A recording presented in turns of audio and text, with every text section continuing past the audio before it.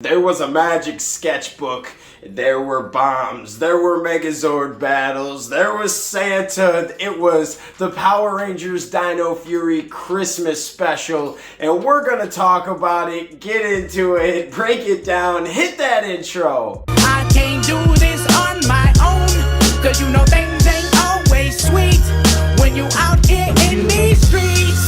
But my morpher when it morphed, I made a fake one. Yo, what's going on, everybody? Welcome to the fan club. It's your boy Dan Brosnan in the building. Welcome to the show, guys. We have a Christmas special for you guys today. Yes, Dino Fury Christmas special, probably one of the best Christmas specials I've saw in a very long time when it comes to Power Rangers. This one had it all, and we're gonna break it down. But before we do, if you like this content, you know what to do. Hit that like, hit that subscribe button, hit that notification bell. You can also send us a super thanks right here on YouTube. Every little bit goes a long way. Check us out. We love you guys, appreciate it. Let's get into the video. This episode closes out Power Rangers Dino Fury Season 1.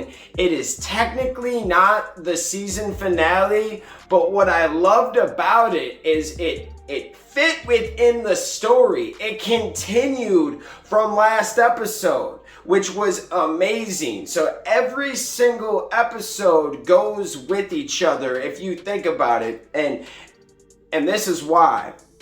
So the Rangers, it starts off, Javi's playing Christmas songs for the kids that are gonna meet Santa, and they're sitting on Santa's lap telling Santa what they want, and he's playing Christmas carols, and it was cool. And what I loved about it was they weren't technically regular Christmas carols. They were, you know, the regular lyrics, but he was playing like a techno pop style, and it was cool. It was different, like switching it up. Like we've heard the same style, and that really has to go out to, is it Bert Celine that doing the music and the score? Shout out them too. Obviously we gotta give it up to Javi and Chance and stuff like that too, because he can sing. That boy can sing. I love that, you know, our characters are established now, and this is what we're gonna see in the future. We're gonna get to see them actually shine now. And it starts off, he's singing, he's having a good time, but his sister comes on by and asks him if he's got a present for the Secret Santa. And he's like, no, I'm gonna go wing it, I'm gonna go pick up a present right now. Well, he just goes, grabs something, sees Santa, and Santa says, oh, one of my favorite gifts are gloves. So he gets gloves. Well, he gets back to the base and realizes that, like, Solon can't have gloves. She got claws. So he feels dumb. He's like, I always mess up presents. So the Rangers decide that they are going to go help him. We'll go to the store real quick for you. You just stall Solon. We'll get a present for Solon. We got you, buddy. So in that time, we got to backtrack to they're back, folks. They are back. Good old Slither and Mucus are back, and they saw Christmas was going on, and they're like, we got a master plan. So the Rangers had a big old basket of Christmas cards from all the fans, and they wrote them into Buzz Blast, and they're gonna give them to the Rangers. Well, there's a card in there that Solon and Javi open up, and it is a little message with like things start exploding. It's crazy. There's a message from Mucus saying that there's a bomb in the base, and in 10 minutes the bomb's gonna blow up, and you can't leave and you can't call anybody. How awesome is that for a Christmas episode? Did we just turn into Die Hard one time? Like think about that. Merry Christmas. Here's a bomb in the base. You don't know where it is, and you're done. Now, obviously, they wanted all of the Rangers, but they're only going to be able to take out Javi and Solon, but that's still a big part.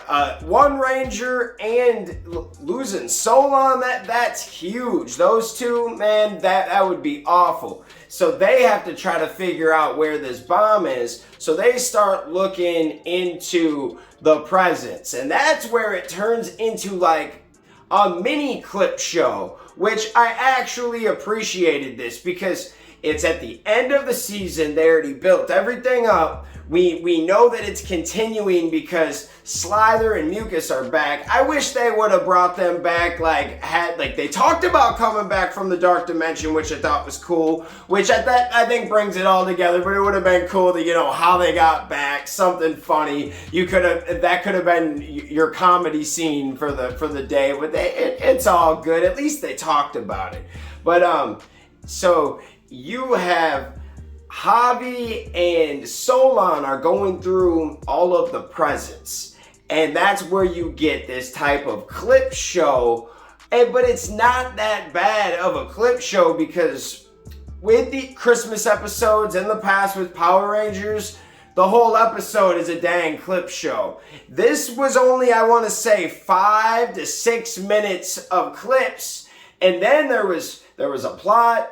And I think the coolest plot that I loved about it was Santa had a magic sketchbook that he was telling Javi at the beginning, and Slither and Mucus are trying to get that sketchbook at the same time everything else is going on.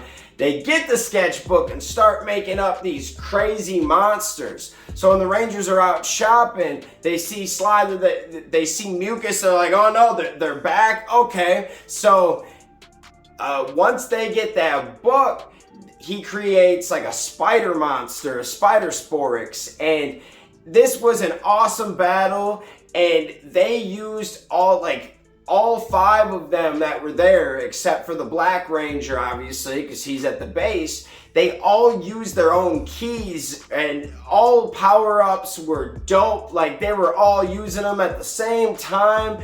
And this group of Rangers is so dope. They're cool looking, but they are powerful. Like, tell me a group of Rangers that's really taking out these kids. They have all of the moves, all of the power. They, like, the boost keys, what do they have right now? Like 12 powers, 10 powers? Like, they pretty much have, like, all of, like, the Justice League powers in keys. Think about that, guys. So you get an awesome fight scene where it's all built up. Like, we're gonna see a lot more of this in season 2 because it's already built up. They got all these different kind of crazy keys, and they didn't even use like the Raptor Zords today, which was kind of cool.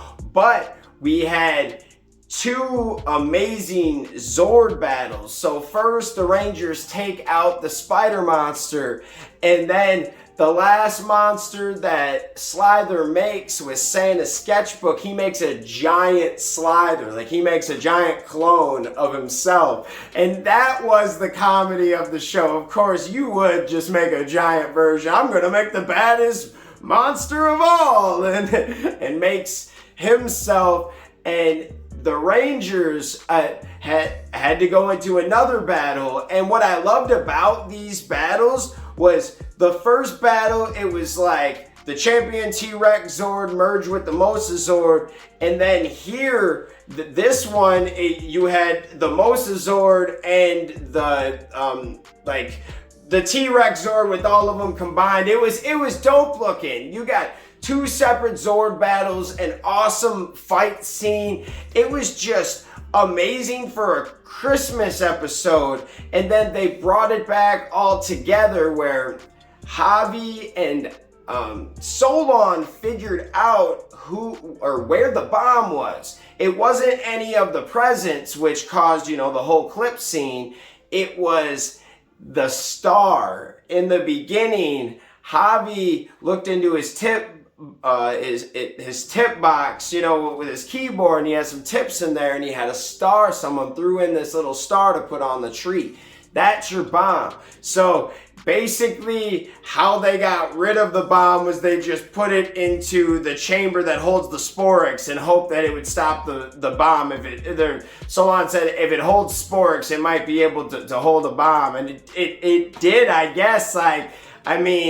That's probably the best thing you had. I mean, out of everything there, you thought they could have got a little bit more technical, but sometimes old reliable still works, my friend. So they stop the bomb. The Rangers come back. They have their little Christmas, their little Christmas together. They have their Secret Santa.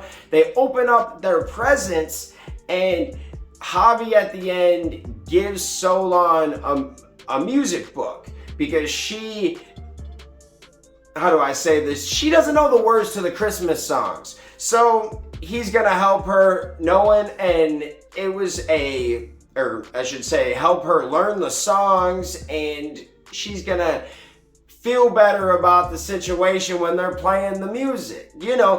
You guys ever been in a room with music you don't know, but you're like, dude, I want to know this, but I wish I knew this, So let Solon turn up one time with a Christmas jingle, and that's a present that's from the heart, guys. I think that was the message in this episode, if there was, those Saban messages, was just to give a present that means something. That doesn't necessarily have to be the most expensive present, which I liked. All the presents that they gave each other were not that expensive, but they were from the heart, and the other person would enjoy that present. So I kind of like that little meaning within the show, because there's so many shows that are like, it's not about the presents, it's not about this. But this was more like, okay, if you are given a present, give something that means something to someone, and not necessarily like you have to give a high-tech or an expensive gift to give a good gift. That was cool. Santa was cool. I feel like we've seen this Santa before. Like, he looks the same, which is cool. Maybe they just have a guy that they call for Santa, like your one roll a year. That's dope. Let me know. I feel like this guy's been on the show a few times before. Let me know if I am wrong, my friends. But this was overall one of the best Christmas specials I've seen in a long time. Tell me which episode's better in Christmas specials. I did appreciate the Beast Morpher episode, though. That was a decent Christmas special. But this one I just felt like had even more than that. I like this one. It helps that you have a few more Rangers too. I don't know. It's weird because Beast Morphers and Dino Fury are so different that I don't like to compare them in everything but their Power Ranger seasons. So, you're going to compare certain factors. But Dino Fury, you guys did an amazing job. Shout out everyone supporting, watching the shows. These are the best episodes I've seen in a very long time. And you can even throw Beast Morphers in there. That season kind of brought a spark back to Power Rangers and Hasbro's first, hey, I'm here moment. And now Dino Fury is going on all cylinders. They're going to be moving off of Nickelodeon and coming straight to Netflix very soon. And it's just a matter of time before season 2 is out. We've been kind of speculating maybe spring, fall of 2022. That's just an idea. It could be earlier, but the cool thing about with the Netflix deal is we don't know everything about this yet, and it's different. It's different than a normal Nickelodeon deal with the super seasons and blah blah blah. It's way more different with Netflix. I'm told you have more control with these type of shows because there's no commercials or there's no actual anybody telling you have to clip it at a certain time unless you want to put it on TV, which a lot of networks still do that. Like a Netflix show could still come to syndication on television. It happens all the damn time. So it's basically putting it on Netflix, let it go viral there for a few years and testing the market. I guarantee that this deal with Netflix isn't more than, maybe 4 or 5 projects or something, which could be the next 3-4 years, and then test the market and try something different if it's not working. But we have to get away from Nickelodeon. I get that this is going to be one of their few things that they probably promote because it's a Christmas special. You know, they'll have like their whole thing, oh, Dino Fury and SpongeBob and blah, blah, blah, like the rest of it. So there's still a need and a want for Christmas specials for everyone that kind of hates. But this was the one episode that it was a Christmas special, but it didn't feel like a full on old school Power Rangers Christmas special. There was a little bit of singing, there was a little bit of clips, but there was still plenty of fighting and an actual story that was kind of cool because we got Mucus and Slither back. Meaning that we know some crazy stuff's about to happen. And Slither did mention that Void Knight is like gone for now. He said, you know, like obviously he's gonna come back, but he's gone for now. Everyone thinks he's gone. Even Slither thinks he's gone. So they haven't met Slither, or they haven't been reintroduced to Void Knight at this point since the big fight last episode. So we don't know where he is. That we don't know what's going on with Santara. We're gonna learn next season. But there's huge cliffhangers, but at least they talked a little bit about, you know, Void Knight. They only mentioned him a couple times, but everyone thinks he's gone. I don't think he's gone, but I don't think he's gonna be the main villain in season 2. What do you guys think? Let me know. What an episode, what a ride covering all of these episodes. This is our last technical episode review, but we're going to have plenty of theories, predictions. We're already working on some stuff. So we love you guys. Thanks for watching. Let me know what you guys think, and we'll see you next time. Peace. Hey guys, thanks for watching this video. Make sure you hit that like button, hit that subscription button, and also hit that notification bell to stay in the algorithm. Do you guys support the fan club? You want to help us make our next episode and keep this show running? Well, check out our brand new fan club t-shirts. These are on our Square site. Go check that out. Go check us out on all social media platforms. And thank you for rocking with us, guys.